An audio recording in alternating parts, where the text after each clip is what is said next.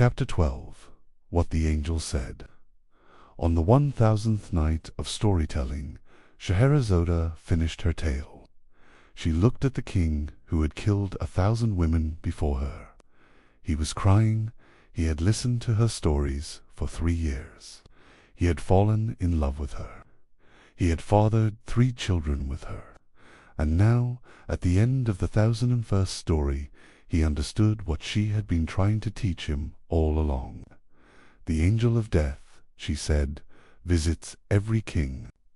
Every king begs for more time, but the wise king does not wait for the angel to arrive. The wise king lives as if the angel is already standing beside him, watching every choice, listening to every word. That is the only way to rule. That is the only way to live. The king took Scheherazade's hand. "You have saved me," he said. "You have saved me from myself." He never killed another woman. He ruled with kindness and compassion for the rest of his days.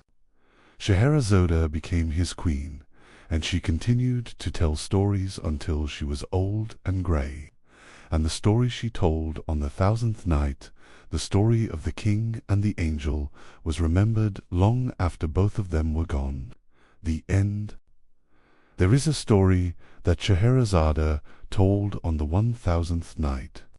It was the last story she ever told, and it was about something that every king needs to hear, but no king wants to listen to. It was the story of a proud king, a humble prophet, and the angel who visits every living soul. Chapter 1. The king who forgot. There was once a king who ruled a kingdom so vast that it took a rider 6 months to cross it from east to west. His treasury was full of gold. His armies were the strongest in the world. His palaces were made of marble and decorated with jewels. He had everything a man could want. He had also forgotten something important. He had forgotten that he was mortal. He was still young, barely 30 years old, and death seemed like a distant concept that applied to other people. Old people died, sick people died, poor people died, but kings were different. Kings were chosen by God. Surely God would not take a king before his time. He surrounded himself with physicians who promised to keep him healthy forever. He built walls around his cities that no enemy could breach. He collected magical amulets that were supposed to protect him from harm. He did everything a man could do to hold on to life. But death does not care about walls or amulets or physicians. Death is patient. Death waits. And one day death came to visit the king. Chapter 2. The Stranger at the Feast. The king was hosting the feast in his grandest hall. 500 guests sat at long tables covered in silk cloths. Musicians played, dancers performed. The wine flowed like water. The king sat at the head of the table, laughing and drinking, surrounded by his closest advisers. A stranger walked into the hall. He was not dressed for a feast. He wore simple white robes, the kind a traveler might wear, and he carried no gift. The guards tried to stop him. He walked through them as if they were made of mist. He approached the king's table and bowed. The king looked at him with annoyance. "Who are you?" he demanded. "How did you get past my guards?" The stranger smiled. It was not a warm smile. "I am the angel of death," he said. "I have come to take your soul." The king's face went white. His guests froze. The music stopped. The hall was silent. The king tried to speak. His voice came out as a whisper. "But I am young," he said. "I have so much left to do. My kingdom needs me. My children need me. Can you not wait?" The angel shook his head. "I do not wait," he said. "When the time comes, I come, and your time has come." Chapter 3. The King's Bargain. The king begged. He offered the angel his entire treasury. He offered his kingdom. He offered anything the angel wanted in exchange for more time. The angel was unmoved. "I do not take bribes," he said. "I do not make deals. I come when I am called, and I leave when my work is done. Your time on earth is over. You must come with me." The king looked around the hall. His guests were staring at him with terror. His advisers were backing away. His guards had fled. He was alone. He thought about all the things he had not done, the son he had not raised properly, the wife he had neglected, the poor he had ignored. He had spent his life building walls and collecting treasures, and none of it mattered now. None of it could save him. He asked the angel for one last request. "Grant me a single day," he said. "One more day to put my affairs in order. One more day to say goodbye to my family." The angel considered this. "Your life is measured in breaths, not days," he said. "But I will give you 1 hour. Use it wisely." The king agreed. 1 hour was better than nothing. Chapter 4. The Hour of Reflection. The king walked through his palace one last time. He touched the walls of marble. He ran his fingers over the gold inlaid in the doors. He looked at the paintings and the tapestries and the treasures he had spent his life collecting. They were beautiful, they were worthless. He visited his wife. She was weeping in her chambers. He held her and told her he loved her. He asked for her forgiveness for all the years he had spent chasing power instead of spending time with her. She forgave him. They held each other while the minutes slipped away. He visited his son. The boy was 12 years old, confused and frightened. The king knelt beside him and spoke to him as an equal for the first time in his life. He told his son to be kind, to be fair, to remember that a kingdom is nothing without the people who live in it. The boy promised to remember. He walked through the streets of the city. The people bowed as he passed. He looked at their faces. He had ruled them for years, but he had never really seen them. They were tired. They were hungry. They were hoping for a better life that he had never given them. The king felt shame like a weight in his chest. He returned to the palace as the hour ended. The angel was waiting for him. Chapter 5. The Angel's Lesson. The angel stood in the throne room, patient and calm. The king walked to him and knelt. He was no longer a proud ruler. He was just a man facing the end. "I understand now," the king said. "I spent my whole life trying to build something that would last. I built walls, I collected gold, I conquered lands, but none of it matters. The only thing that lasts is the way we treat other people, and I failed at that." The angel nodded. "That is the lesson every king must learn," he said. "But very few learn it in time. You have learned it in your final hour. That is more than most can say." The angel reached out and touched the king's chest. The king felt a warmth spreading through his body. His vision blurred. His breath slowed. The throne room faded. The last thing he saw was the angel's face, and it was no longer frightening. It was peaceful. The king's soul left his body. The angel carried it away, leaving the empty shell of the king behind. The palace fell silent. Chapter 6. The court awaits. The king was dead. The physicians confirmed it. The body was prepared for burial. The kingdom went into mourning. But the angel's visit was not over. The angel appeared in the court of the next king, the son who was now 12 years old and terrified. The angel spoke to the boy in a voice that only he could hear. "Your father learned the lesson in his final hour." The angel said, "But you have your whole life ahead of you. Remember what he told you. Be kind, be fair, care for your people. That is the only way to rule." The boy nodded. He did not know if he could live up to his father's final words, but he would try. He would spend the rest of his life trying. The angel disappeared. The boy looked around the court. The advisors were watching him expectantly. He sat on the throne for the first time. It felt too big for his small body. But he sat up straight and spoke with a voice that was steadier than he felt. "Bring me the ledgers," he said. "I want to see how much tax we are collecting from the poor."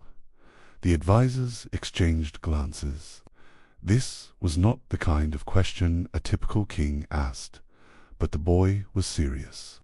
He had learned from his father's death he would not make the same mistakes. Chapter 7. The Young King's Reforms. The young king began to change the kingdom immediately. He lowered taxes on the poor. He opened the royal granaries during times of famine. He built schools and hospitals. He appointed judges who were honest and fair. The old advisers resisted. They told him that kings were supposed to be strong, not kind. They told him that generosity would ruin the treasury. The young king listened to their arguments and then ignored them. He had seen what his father's gold had bought: nothing. The people of the kingdom noticed the changes.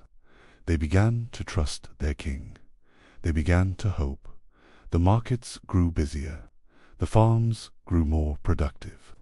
The kingdom that had been ruled by fear began to thrive under the rule of compassion. The young king ruled for 40 years. He was not the richest king in the world. He was not the most powerful, but he was the most loved. When he died, the people wept in the streets for a month. They carried his body to the grave themselves, refusing to let the servants do the work. They buried him next to his father, and they placed a simple stone on his grave that read, "He was kind." The angel visited the young king on his deathbed. The angel's face was gentle. "You lived well," he said. "You learned the lesson." The young king smiled and closed his eyes for the last time.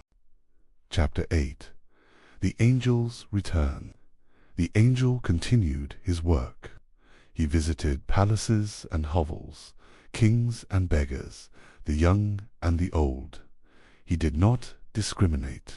He did not favor the rich over the poor.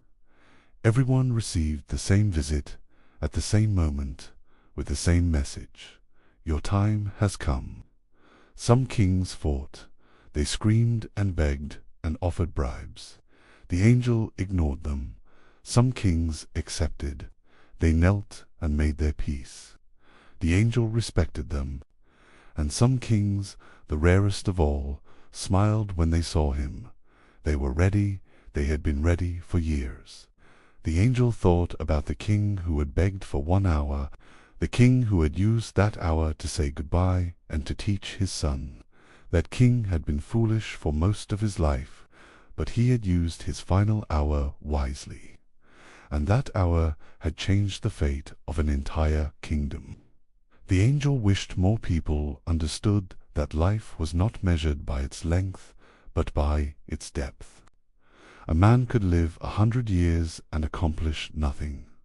Another could live 30 years and change the world. It was not the number of years that mattered. It was what you did with them. Chapter 9. The Last King. In a far corner of the world, there was a king who had heard the story of the angel's visit. He had heard about the king who had begged for 1 hour and the son who had become a great ruler. The story had changed him. He was still young, still full of energy, still at the beginning of his reign, but he ruled differently from the start. He did not build walls. He did not collect treasures. He ruled with kindness and fairness, treating his people the way he would want to be treated. The advisers were confused.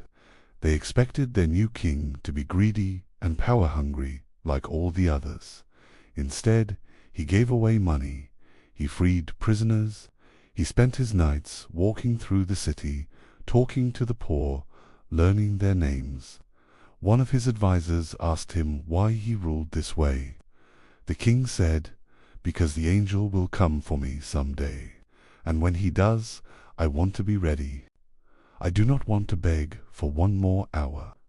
I want to be able to look at him and say, 'I am ready, I used my time well.'" The adviser had never heard a king speak like that. He bowed and left the room, his heart full of a strange new feeling, respect. Chapter 10. The Angel's Visit. The angel came for the young king 40 years later. The king was old now, his hair white, his face lined with wrinkles, but his eyes were clear and his smile was warm. He was sitting in his garden when the angel appeared. The flowers were in bloom, the birds were singing, the air was sweet with the scent of jasmine. The king looked up and saw the angel standing before him. "Are you ready?" the angel asked. The king nodded. "I have been ready for 40 years, he said. "I have done everything I wanted to do. I have loved my family. I have served my people. I have no regrets." The angel reached out his hand. The king took it without hesitation. They walked together through the garden, past the blooming flowers and the singing birds, until the garden faded and the world beyond opened up. The king looked back one last time at the life he was leaving behind. He smiled, and then he stepped forward into whatever came next. Chapter 11. The City Without Walls. The king's body was found in the garden, sitting peacefully beneath a tree. He had died with a smile on his face. The people of the city mourned, but they were not afraid. Their king had taught them that death was not something to fear. It was simply the next step. The kingdom continued to thrive after his death. The institutions he had built, the schools, the hospitals, the fair courts outlasted him. The people remembered his lessons. They passed them down to their children and their children's children. And the story of the king who had been ready for the angel spread across the world. It was told alongside the story of the king who had begged for one more hour. Together they formed a complete teaching. You could learn the lesson late, like the first king, or you could learn it early, like the second. But the lesson was the same. Life is short. Use it well. The angel continued his work. He visited every soul, exactly on time, exactly when they were meant to go. He never arrived early. He never arrived late. And he always gave the same message. Your time has come.